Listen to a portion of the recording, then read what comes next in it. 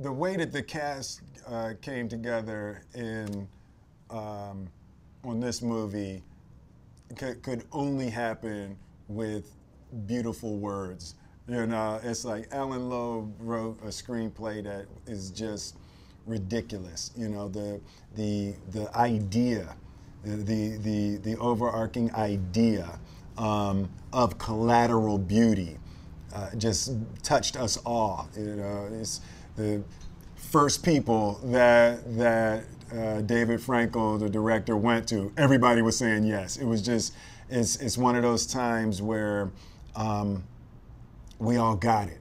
We wanted to be a part of delivering this, beautiful story to the screen.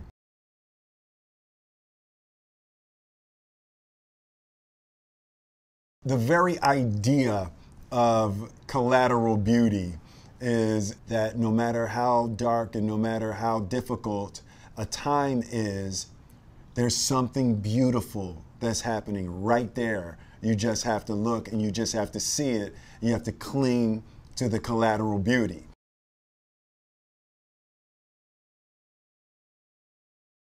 Howard, at the beginning of the movie, is a guy who has life figured out.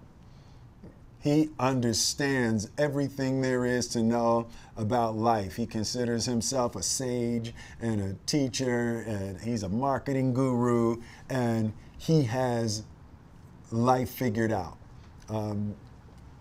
Great guy, he's loving, he can give advice, he's helpful to all of his friends and family. He knows how to win. And then when he loses his daughter, his complete comprehension of how things work in this world is uprooted and overturned. And in this process, he's trying to just come back to some understanding and some meaning and some why to continue, some reason to go on. And he finds it as he rails against the universe, and he writes the letters to love, time, and death. And then the unexpected happens, and they actually respond.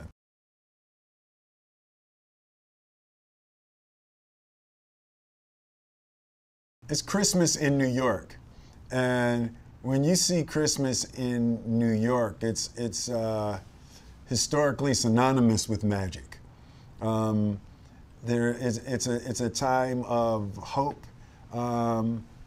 It's a time of love for some. It's a time of sadness, and sometimes as you go into that Christmas celebration, there are people who were there last year that aren't going to be there this year. So there's always been the beauty, the bittersweet of the holiday season. I think New York captures that really beautifully, and David worked really hard to make sure that energy was in the film, and that was sort of the counterbalance. That beauty was the counterbalance to the pain and the reality of what the situations, not just for Howard, but really all of the characters were struggling with.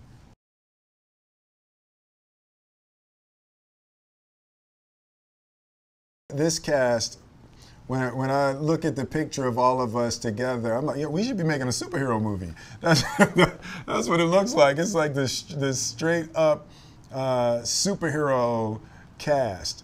We didn't have many scenes with everyone together, but for me, I had scenes with everyone. So to be able to work with this level of actor, and day after day, scene after scene, I've gone to heaven with this one.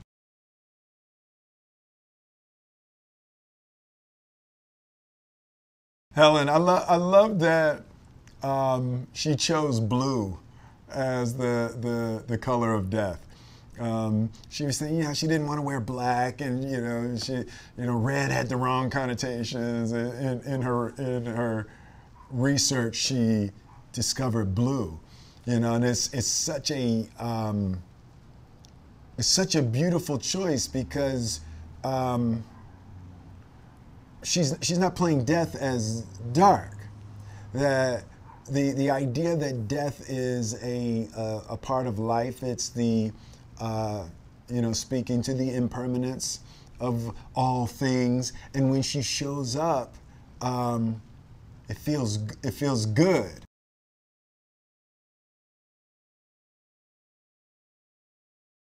It was so much fun to sit around and ponder all of these ideas because at the end of the day, nobody really has an answer. You know? So sitting with Kira as we were working the scenes and being able to talk about like what really is love, you know, and sort of developing the point and counterpoint with Howard and with love, you know, the idea that that's really all there is.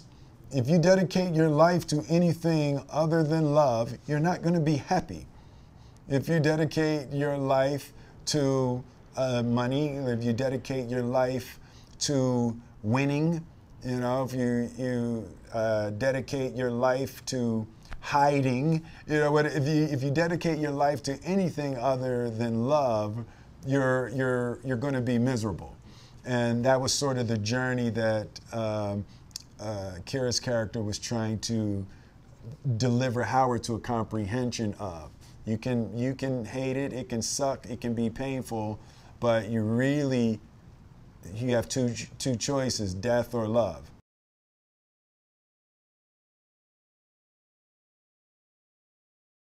She's very British, right? So it's like, you know, she's really proper. And I'm like a really like loud American. So it was really great to see how she would react when she was offended. So it was, you know, that sort of became our game. Except she would say it was my game. She was like, no, I'm not playing with you. You're playing against me. But it was just, you know, it was fun on set. I was also part of the process of this film. The film was really could have been heavy. A lot of the conversations could have been heavy, and I wanted to keep it light. I wanted to make sure that we weren't slipping into the weight of the ideas, and we were maintaining a balance. So specifically with Naomi and I, a lot of our scenes could have been down. So I wanted to make sure that I was maintaining the lightness and the levity off camera at her expense.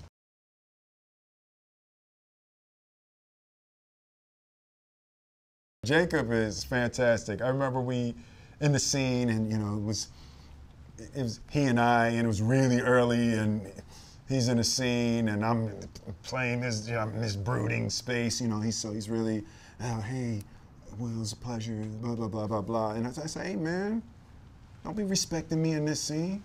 It's like, I need you to stand up. You're pissed. I cursed you out. I wrote you a letter, and I cursed you out. Like, you're pissed. You, if it goes down, you might fight me. Don't you respect me at all in this scene? He's okay. Yes, sir. Yes, sir.